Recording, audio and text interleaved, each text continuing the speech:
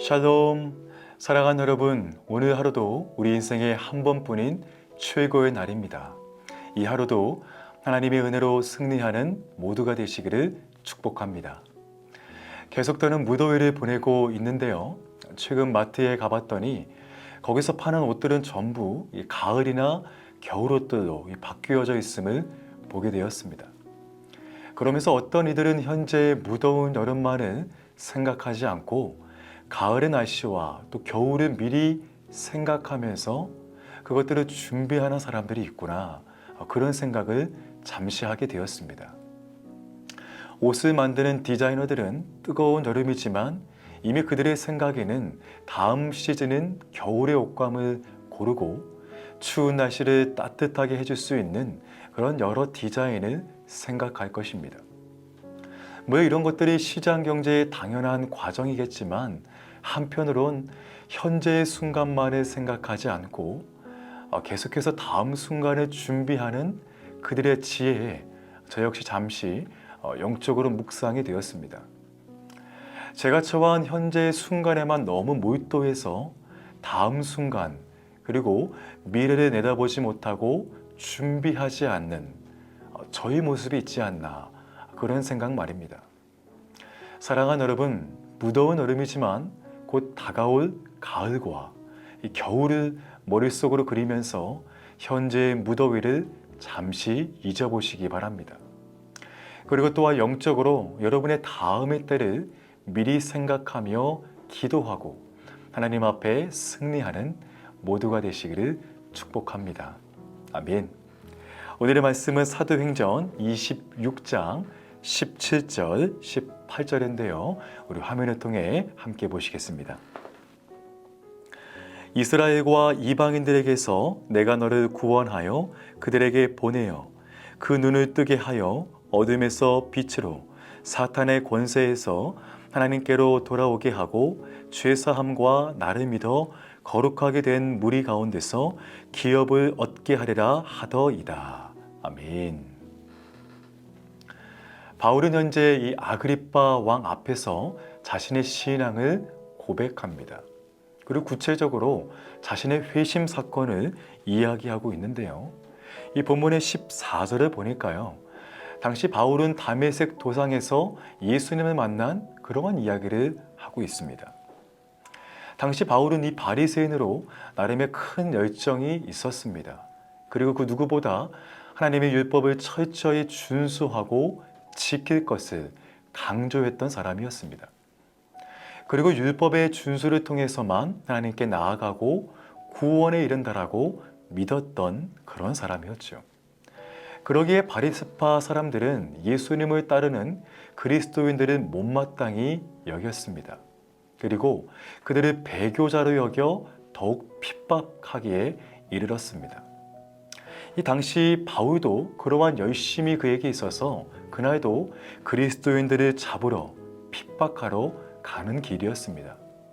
그런데 그때 당시 정오의 태양보다 더 뜨거운 밝은 빛이 이 바울과 그와 함께한 동행자들을 비추게 됩니다.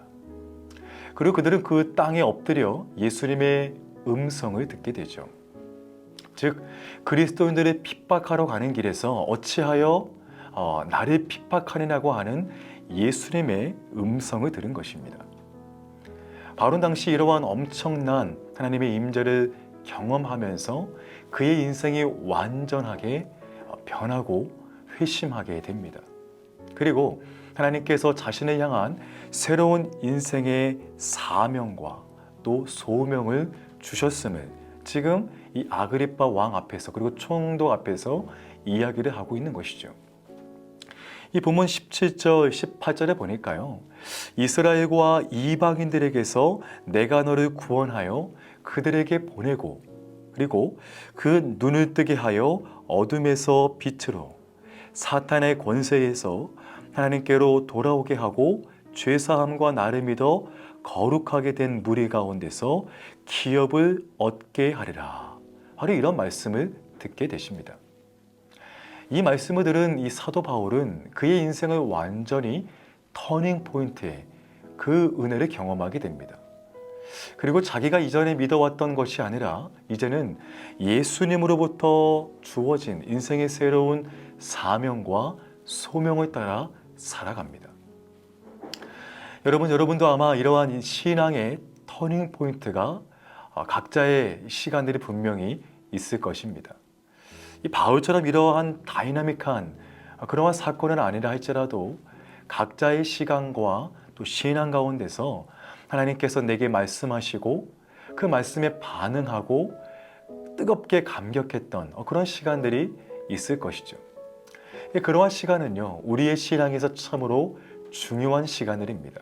그리고 그 시간은 각자에게 있어서 평생 잊혀질 수 없는 내 인생의 가장 소중한 시간이 되기도 하죠.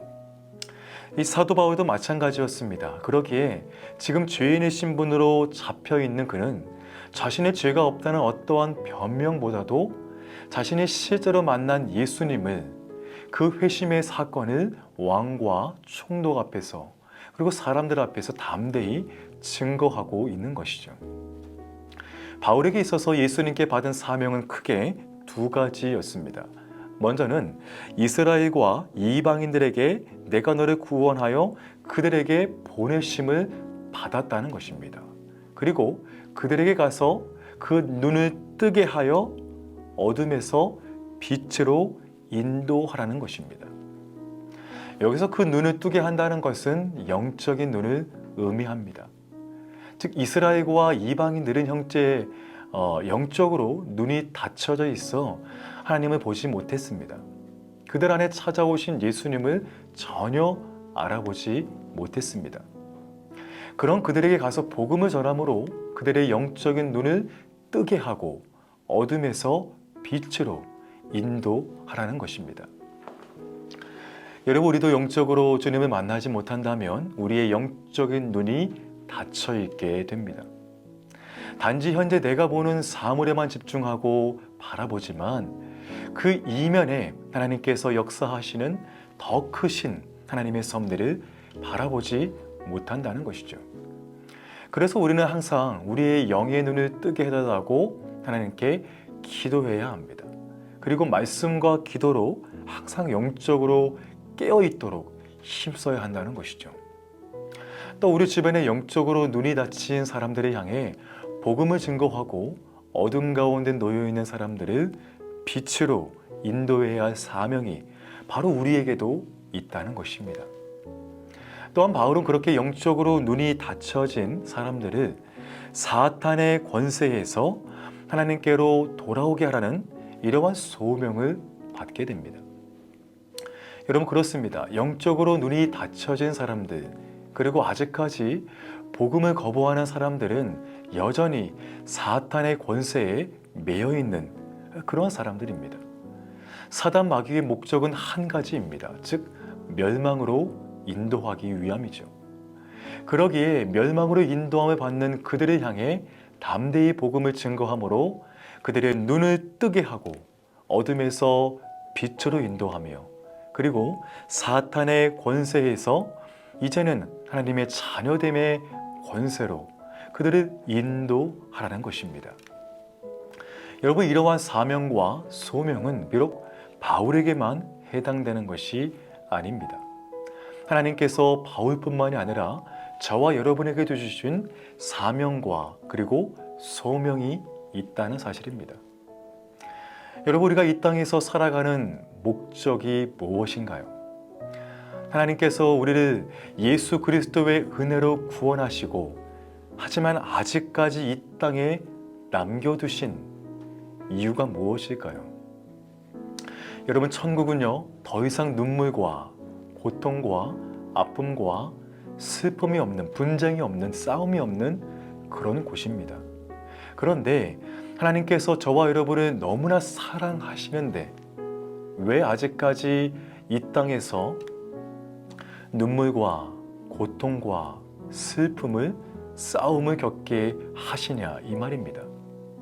그렇게 사랑하시면요, 차라리 천국으로 지금 당장 인도하셔서 우리에게 예수님을 직접 만나게 하시고 그 안에서 이 땅에서 결코 누릴 수 없는 천국의 환희와 기쁨을 경험하게 하셔야 되지 않겠습니까? 하지만 그럼에도 아직까지 우리로 하여금 이 땅에 남겨두신 이유가 있다는 것입니다. 그것은 우리에게 맡겨주신 사명과 소명, 부르심 때문입니다. 아직까지 이 땅에서 우리가 그리고 내가 해야 될 사명이 있다는 것입니다. 여러분, 그것이 무엇일까요?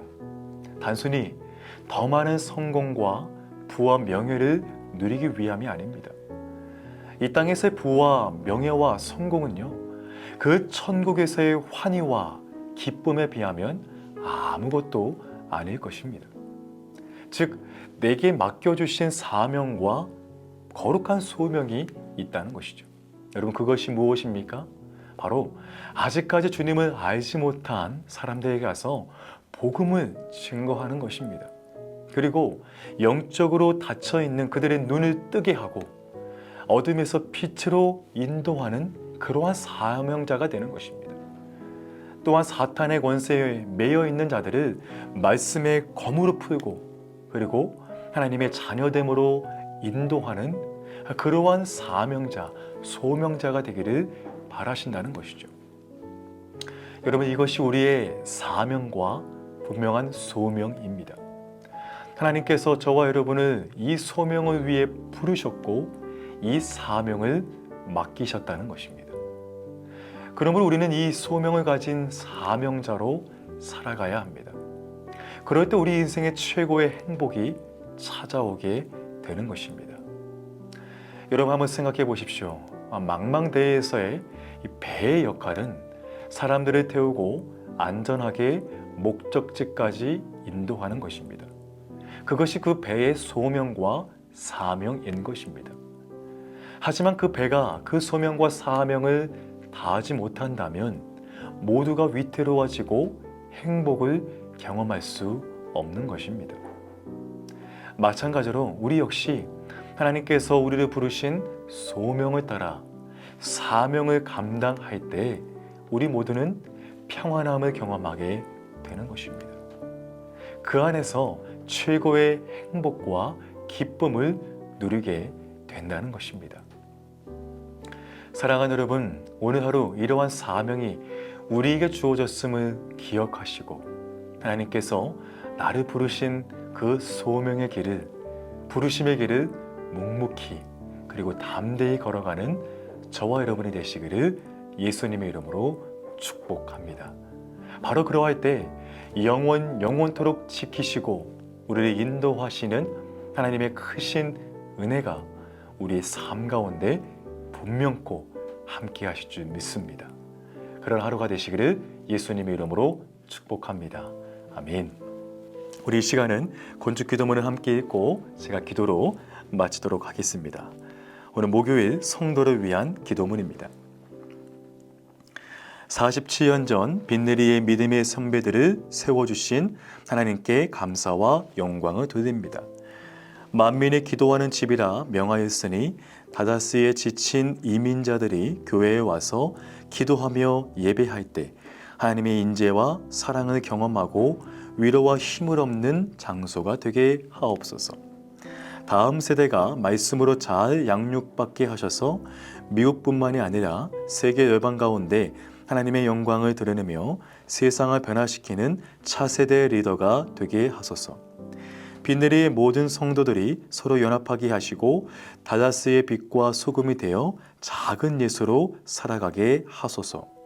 모든 성도가 믿음 안에서 기적의 역사를 이루는 축복의 통로로 쓰임받게 하소서. 아멘. 함께 기도하겠습니다. 사랑과 은혜가 많으신 주님, 감사합니다. 오늘 말씀을 통하여 사도 바울을 하나님의 사명 가운데로 또 부르셨던 모습을 우리가 함께 묵상했습니다. 바로 고나기는 하나님께서 우리에게 주신 그 소명의 길을, 부르심의 길을, 또한 사명을 잘 감당할 수 있는 우리 모두가 되게 하여 주시옵소서.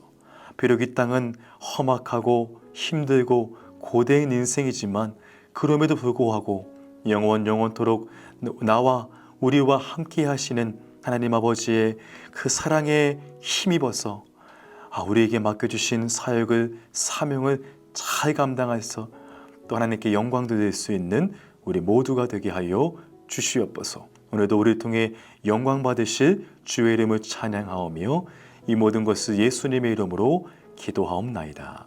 아멘. 계속해서 함께 기도하시면서 오늘 하루를 믿음으로 승리하시기를 축복합니다. 함께 기도하시겠습니다.